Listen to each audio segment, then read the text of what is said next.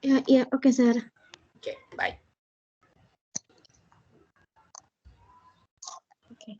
Sebelum kita mulai perkuliahan pada hari ini, mari kita bersatu dalam doa. Tuhan Yesus, terima kasih Tuhan atas berkat-Mu Tuhan Kau berikan pada kami Tuhan dari pagi hingga siang ini ya Tuhan. Ya Tuhan, sekarang kami ingin memulai perkuliahan kami lagi ya Tuhan. Berkatilah materi dan dosen kami Tuhan yang mengajar pada hari ini.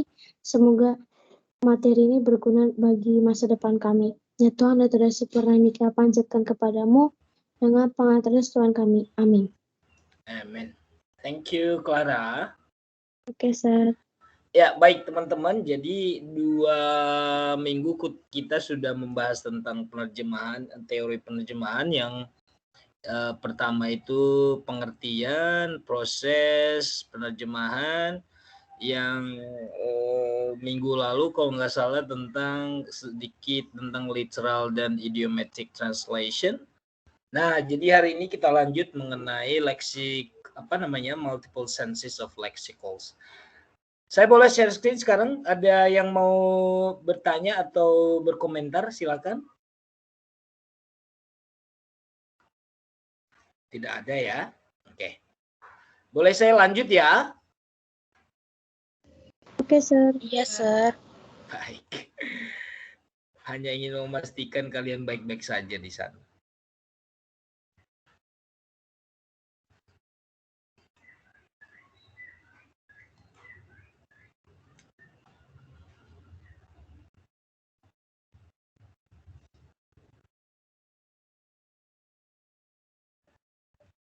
Wah, ini ada masalah apa lagi? Sebentar ya.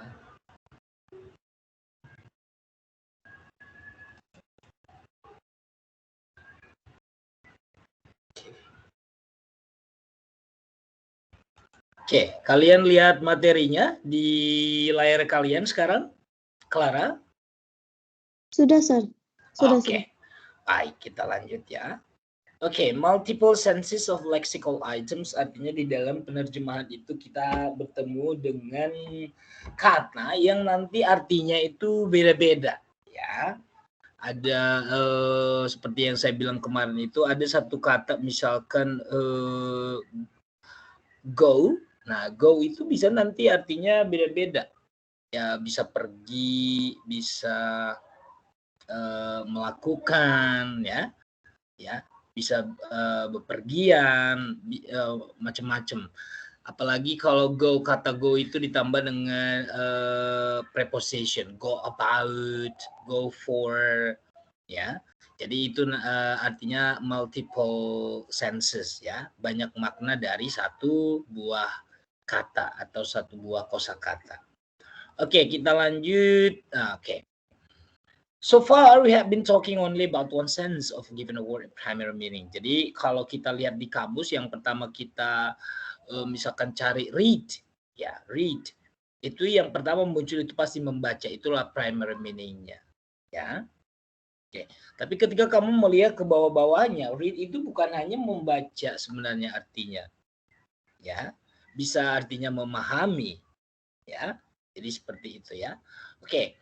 A single lexical item. Nah, kalian sudah belajar sudah belajar morfologi belum? Clara ya, perwakilan saya tanya terus. Clara? Iya, Sir. Sudah belajar morfologi? Sudah, Sir, cuman belum sampai multiple sense. Enggak, lexical sudah ada belum. enggak dibahas? Oke. Belum. Nah, kalau kalian menemukan kata lexical atau lexicon atau lexicography itu adalah a study of words related to the dictionary. Jadi itu penyusunan kosakata yang dimasukkan ke dalam kamus gitu ya. Karena dia kamus itu tertata orderly dan terus biasanya dia ada terjemahannya.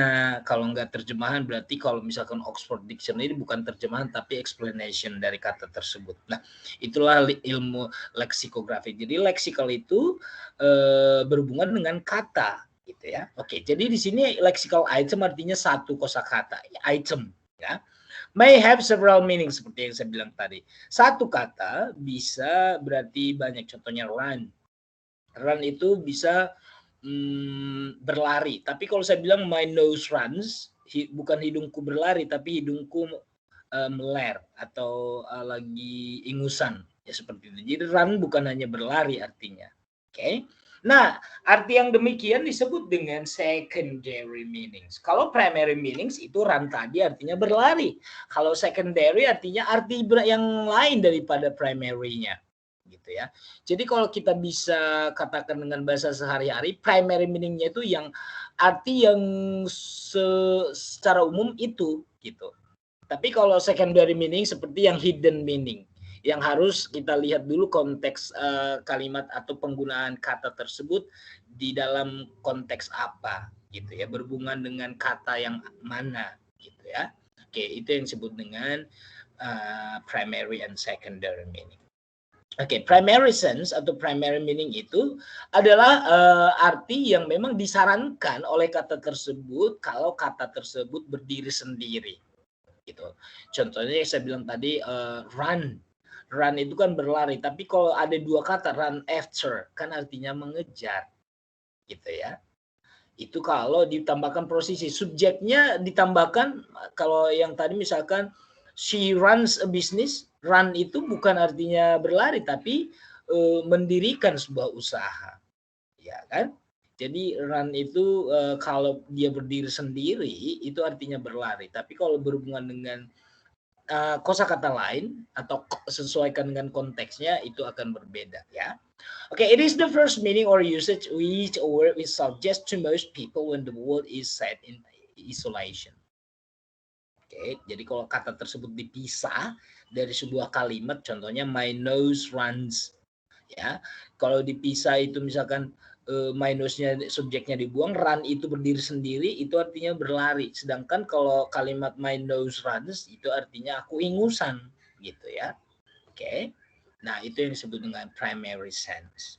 Nah, sedangkan saya secondary sense tadi dilihat dari teks atau kata tersebut dipasang dengan kata kosakata yang lain kah atau dalam konteks dunia apakah kata tersebut digunakan. Ya. Run di dunia bisnis itu yang berhubungan dengan mengusahakan untuk mendirikan atau mengadakan gitu ya. Sedangkan run di dunia sport ya memang itu kegiatan berlari gitu. Nah, itu yang disebut dengan secondary sense. Ketika kita run itu dilihat misalkan di dunia bisnis atau di dunia misalkan linguistik, run after ya. Kalau run ditambah dengan preposition itu artinya sudah menjadi phrasal verb. Phrasal verb it has its own meaning gitu ya, punya arti tersendiri. Jadi sudah gampang memahami ya apa artinya primary sense and secondary sense. Nah, di sini yang saya bilang tadi, run in the context of river means to flow, ya. Oke, jadi kalau misalkan the river runs, artinya itu sungainya mengalir, ya. Secondary sense are dependent on the context in which a word is used, ya. Jadi tergantung dengan konteks di mana kata tersebut digunakan. Oke, ini dari bukunya Barnwell di tahun 1980. Dia waktu itu meneliti tentang bahasa Nigeria, ya, bahasa Mbembe namanya, yang dia menganalisis sebuah kata chi, kalau dalam bahasa Inggris itu eat. Jadi dia membandingkan dari bahasa Mbembe itu dengan bahasa Inggris. Nah, kalau di bahasa Mbe itu chi itu tergantung kolokasi atau pasangannya dengan kata apa, ya. Ci kalau digabungkan dengan kata akpuka itu artinya steal, mencuri. Tapi kalau ci di depannya itu kata edain itu artinya go first. Cingo itu marry, ci akpain itu live it up or enjoy the life. Ci onong itu cheat someone. Sedangkan kalau kita secara literal menerjemahkan ke bahasa Inggris itu kalau tadi kan primary meaning-nya kan memang eat. Jadi kalau eat money, eat path, eat bright, eat life, eat person. Nah, inilah kalau diterjemahkan kata per kata. Ya. Sedangkan arti sebenarnya itu adalah idiomatic meaning-nya adalah steal. Ya, bukan eat money. Ya. Jadi seperti itu guys. Jadi di sini kita juga bisa melihat bahwasanya setiap bahasa itu punya kolokasi yang berbeda-beda ya. Next, ini yang saya bilang tadi sudah dijelaskan lagi di sini. When the word chi akpuka ditambah dengan kata akpuka itu artinya to steal. Ketika chi dan edain chi ditambah dengan kata edain artinya to go first, jadi berbeda ya. Meskipun di depannya itu ci eat, tapi artinya di sini pergi duluan. Kalau di sini mencuri, beda ya, beda banget. To marry ya, menikahi, cingau. Sedangkan ci di depannya ditambah dengan kata yang beda di depan kata ci, itu artinya berbeda banget ya dari kata dasarnya. Okay, the meaning changes depending on the words with which ci occur. Jadi artinya akan berbeda dengan kalau kata ci tersebut dipadankan dengan kata yang berbeda juga, gitu ya. Oke.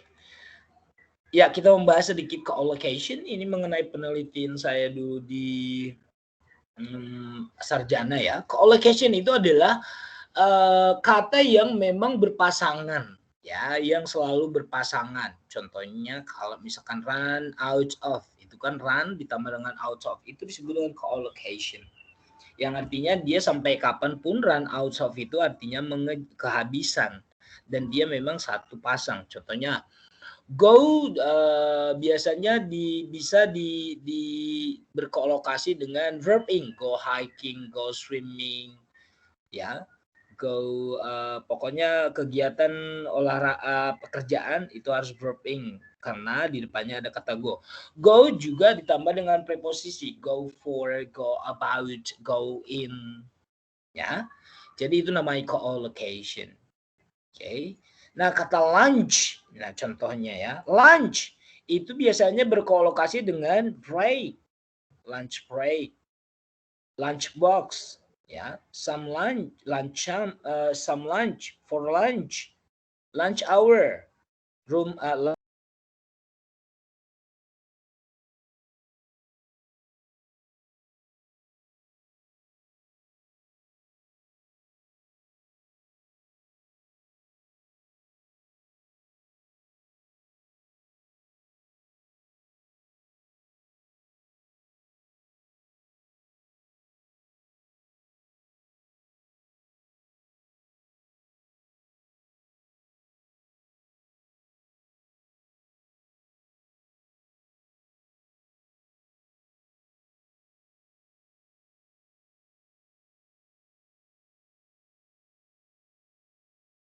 Halo, Sir.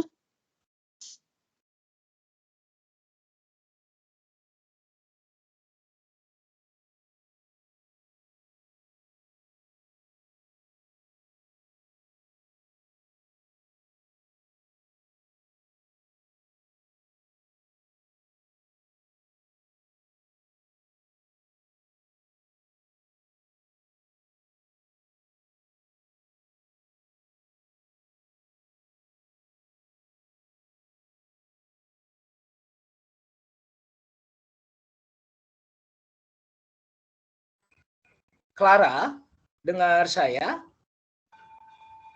Dengar, Sir. Tadi berhenti ya? Iya, sempat berhenti tadi, Sir. Sampai di mana tadi saya jelaskan? Co-location, Sir. Oh Di iya. lunch.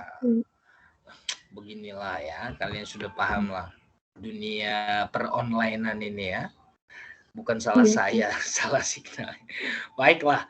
Nah, saya ulangi lagi berarti co-location kan? Udah tadi ya. Jadi co-lokasi itu artinya kata-kata yang berpasangan dengan kata yang mana gitu ya. Oke, namanya juga co ya, teman.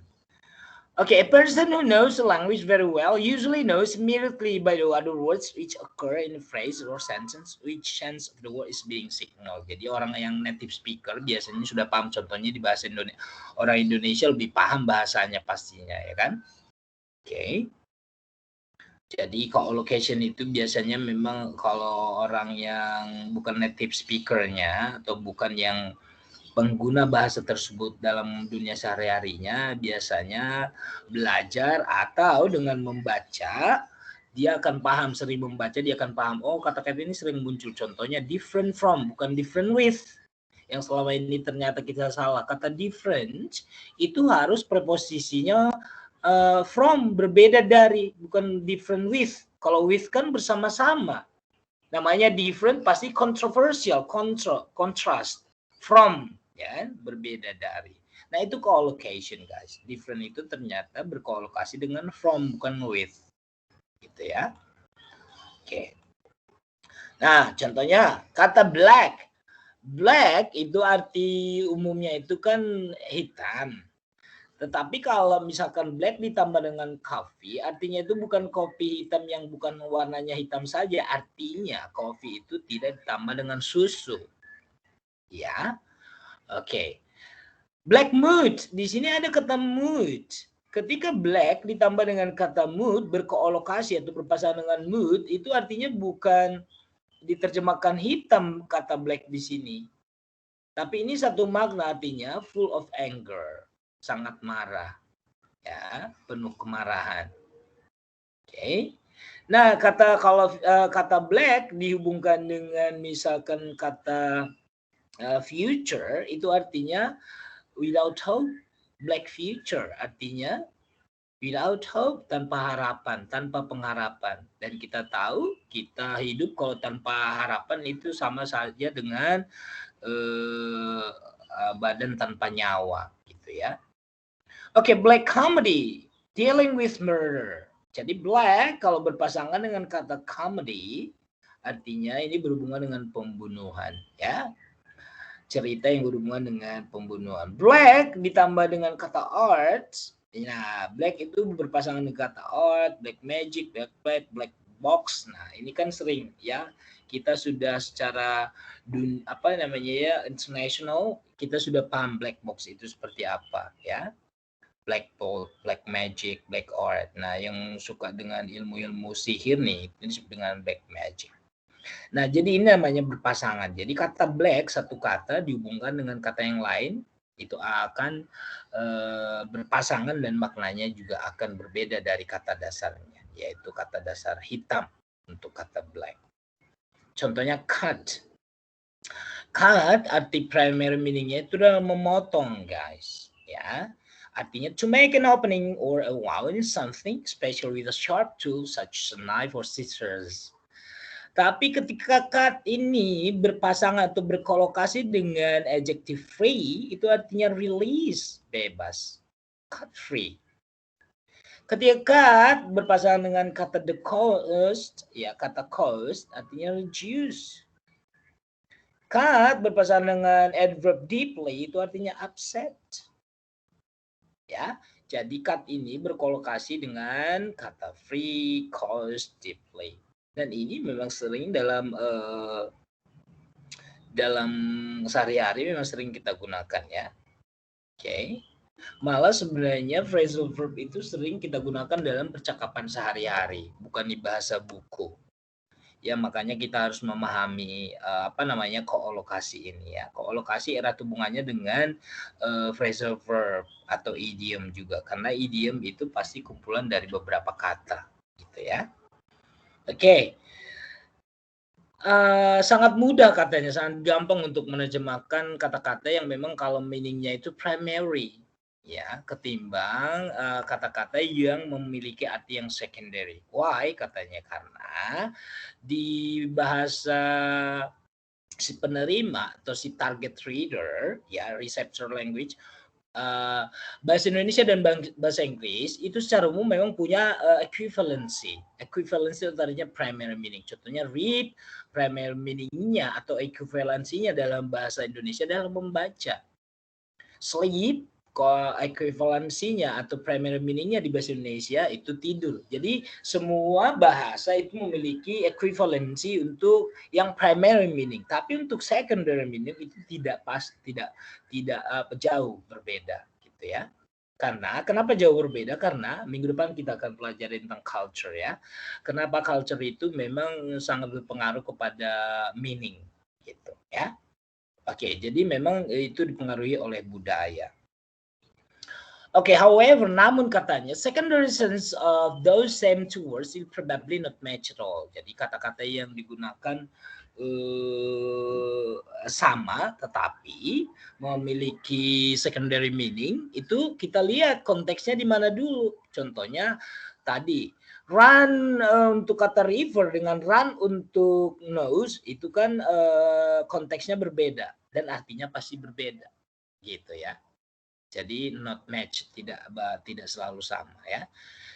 Contohnya sini don't speak ill of the dead. Artinya bukan speak itu berbicara apa ill itu kan sakit. Jangan berbicara sakit kepada yang mati gitu. Artinya bukan berbicara sakit tapi jangan mengatakan hal-hal yang kotor atau hal-hal buruk gitu maksudnya ya. Oke, we don't have a leg to stand on. Di sini artinya kata stand bukan arti primary meaningnya berdiri, tapi kita tidak punya bukti itu loh artinya, ya, without written evidence. Jadi kita harus lihat konteks kata stand itu ada di mana, gitu ya. Konteks kata speak itu ada di mana. Oke. Oke, bagaimana sih cara seorang penerjemah itu menganalisis atau mencari padanan kata yang punya beberapa makna gitu ya? Ya pastinya sebagai seorang yang berhubungan dengan bahasa, at least we have dictionaries, ya online dictionaries. Bisa juga documented itu perlu karena documented itu biasanya yang bidang-bidang tertentu, contohnya untuk yang kesehatan, biologi, ya itu punya kamus-kamus tersendiri dia. Apalagi medical itu paling sulit karena medical dan law ya, dua bidang itu yang paling sulit karena kosakatanya itu maksudnya agak ribet karena dunianya juga berhubungan dengan dunia-dunia yang sudah fix ya, tidak bisa diubah-ubah. Contohnya hukum, bahasa hukum itu memang bahasanya jelimet ketika kita tidak memahami isinya gitu ya. Jadi itu dalam satu kalimat bisa 5 baris, cuma satu kalimat gitu ya. Menimbang, mengatur, memutuskan gitu. Itu bagian dari kalimat. Yang di bawahnya itu loh, yang 1, 2, 3, 4 itu masih frasa itu yang 1, 2 gitu ya. Jadi seperti itu. Jadi kita seorang penerjem memang harus memahami kata-kata di bidang mana kata ini muncul. Nah itu namanya kita harus many senses of lexicon item. Ya, jadi selain punya kamus, kita juga harus belajar tentang bahasa tersebut, budayanya. Ingat, belajar bahasa pasti kita akan selalu erat hubungannya dengan mempelajari budaya.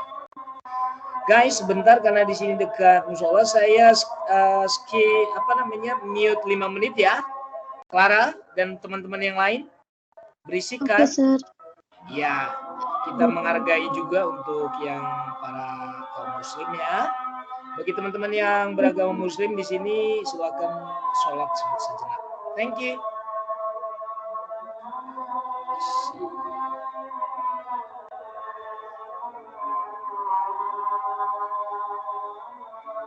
Saya berarti stop share dulu biar bisa mute.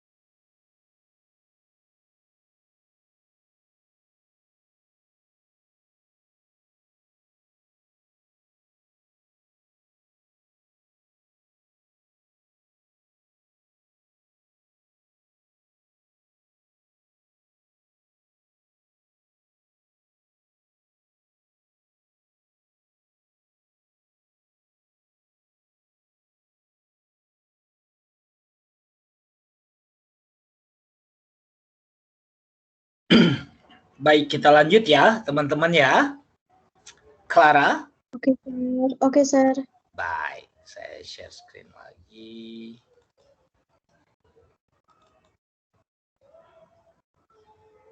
Share. Oke. Sampai sini tadi kan? Betul? Yes, Sir. Iya. Yes. Jadi seorang penerjemah untuk mencari makna kata yang mempunyai beberapa pengertian tadi, ya banyak cara menuju Roma, guys.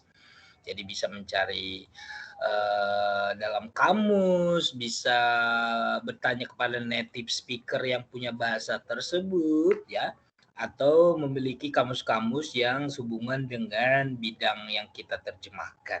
Gitu. Okay, there is always the possibility that the literal translation of a word may be used in secondary sense. Sama pengertiannya. Jadi, kata-kata yang maknanya literal itu ketika bertemu dengan kata lain itu mempunyai banyak secondary meaning-nya. Tergantung tadi siapa subjeknya atau kata tersebut dikaitkan dengan kata yang mana gitu ya. Oke. Translation process needs data collection. Nah, ini adalah seorang penerjemah memang membutuhkan proses di dalam menerjemahkan kata-kata yang susah, khususnya yang memang it is difficult to find out the equivalence meaning gitu ya, bukan equivalence word tapi equivalence meaning yang maknanya sama atau setara. Ingat, tujuan kita menerjemahkan itu yang pertama adalah mentransfer makna, ya.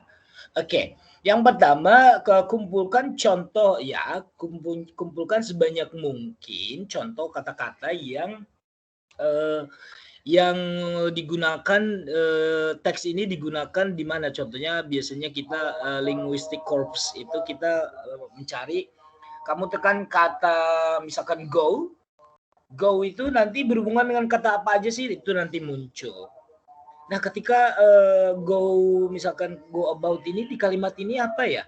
Kalau di kalimat ini artinya apa ya? Jadi kalau secara umum kalau kamu artikan misalkan go for ini artinya lanjut, oh berarti ini artinya lanjut ya di sini ya. Go for it gitu ya. Oke. Kalau misalkan ini goes by ini apa ya? Oh, goes by itu berlalu gitu. Nah, oh dari di kalimat ini dan kalimat ini oh, artinya ini, oh kalimat saya juga mirip seperti ini, oh artinya. Nah, jadi seperti itu guys ya.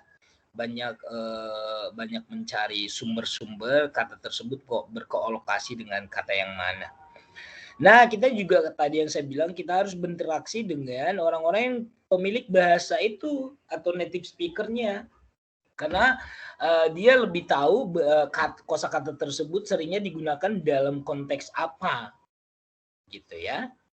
Oke, contohnya kita di Indonesia itu sering kita lakukan karena kita kan beda suku pasti beda bahasa. Nah, contohnya misalkan orang Jawa bilang, dulu teman saya ngomong, bro kalau ini misalkan ito itu apa sih ito? Kalau misalkan hasian itu apa sih hasian? Nah, jadi ya kita kan orang Batak lebih paham gitu ya. Oke. Jadi itu mencari pada si pengguna bahasa tersebut, native speaker. Nah, yang ketiga kalau memang kita tidak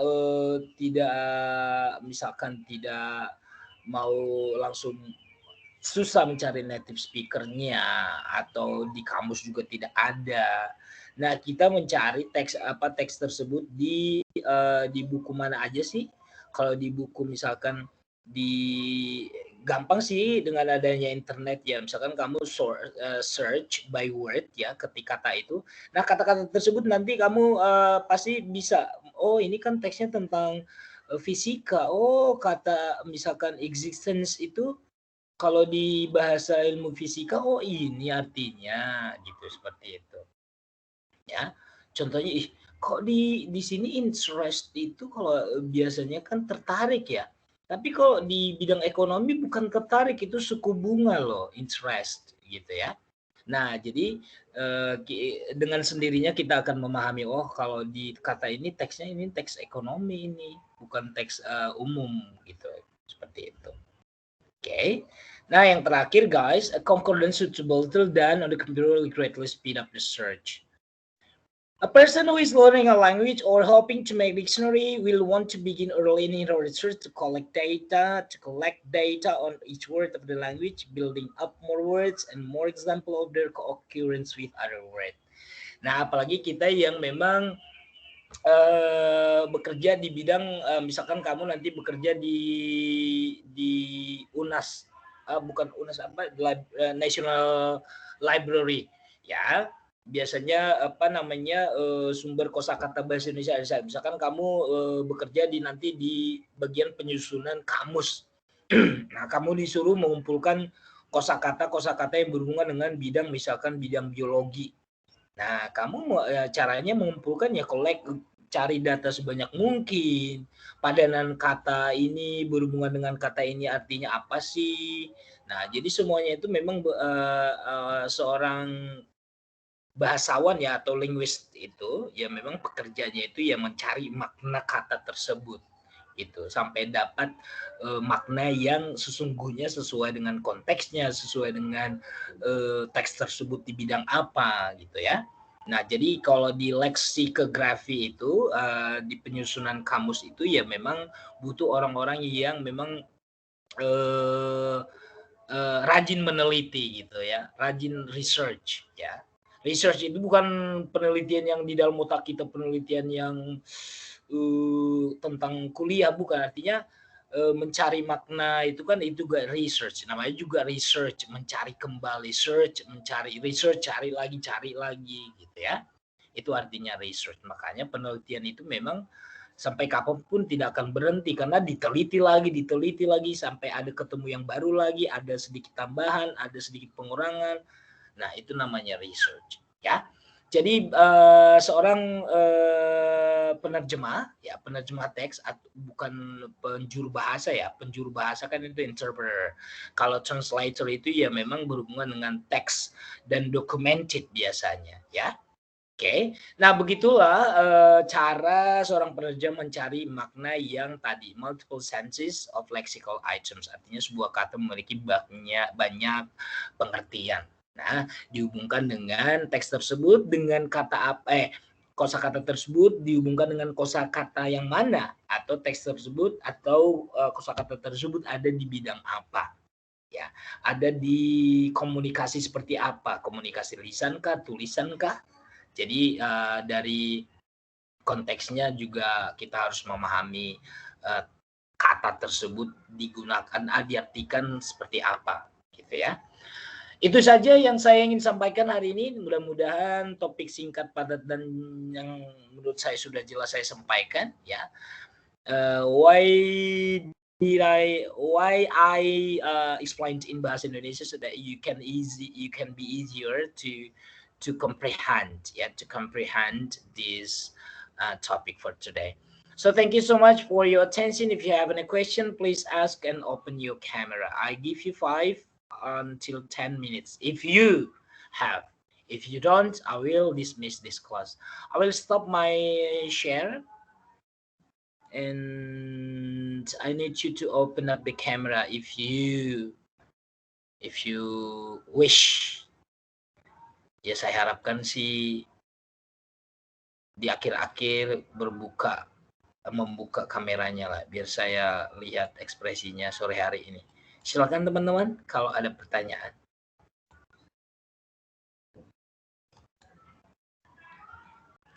Hari ini yang hadir belum saya download, ini yang masih ini ya.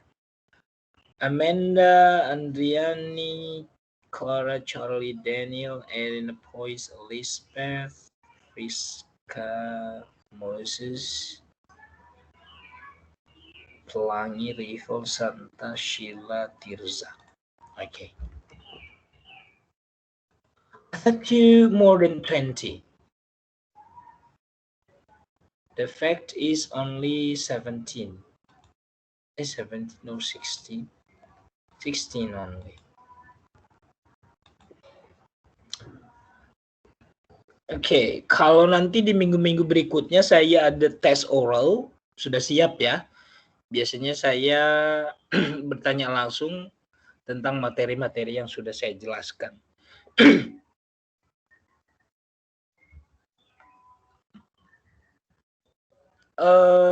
Saya undang untuk dokumentasi, saya undang kalian untuk membuka kamera minimal 6. Kalau tidak ada 6 orang yang buka kamera, saya nggak akan akhiri pertemuan ini. Saya ambil dulu untuk dokumentasi pertemuan kita hari ini. Silakan. Volunteers. At least 6 cameras are on.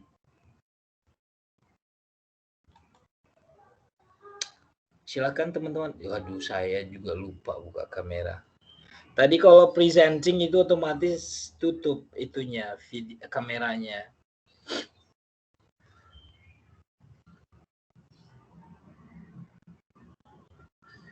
Nggak ada yang mau buka kamera, ya udah. Nggak selesai pertemuan kita hari ini ya. Udah banyak, Sir, yang buka, Sir.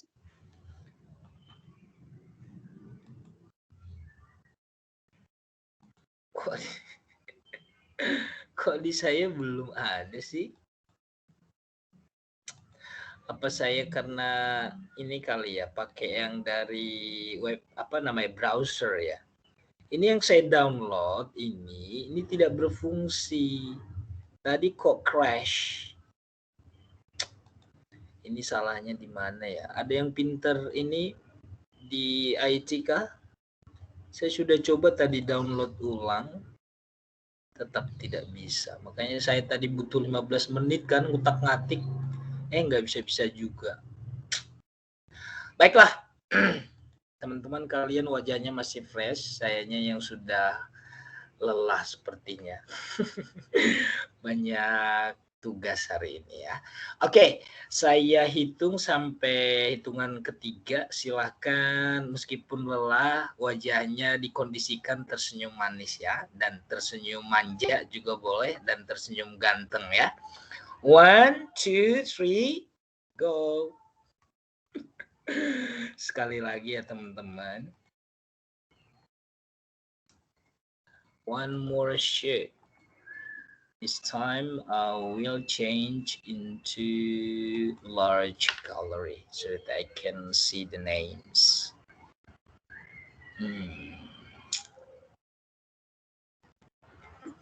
Okay. Yeah, I'm counting to 3. 1. Ini kok masih muncul ini crashnya. Sorry. Okay.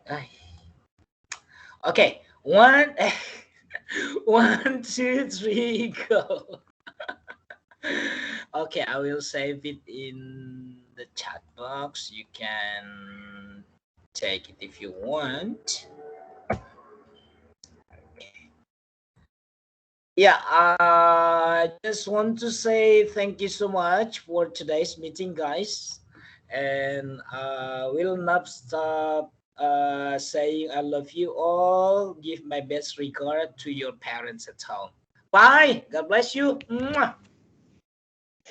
Thank you, sir. Thank you, sir. Thank you so much. God bless you, You sir. can leave my class now. Yes, sir. Bye.